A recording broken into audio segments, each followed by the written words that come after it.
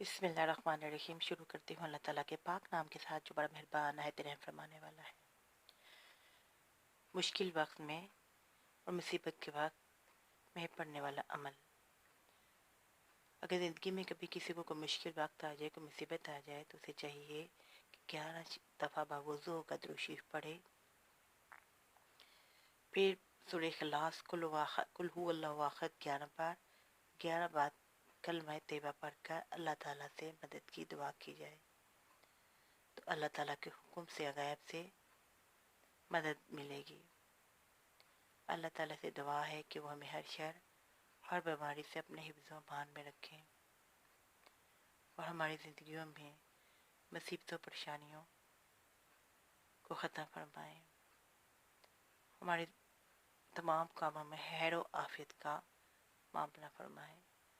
آمین ثم آمین یا رب العالمین یا ارحم الراحمین۔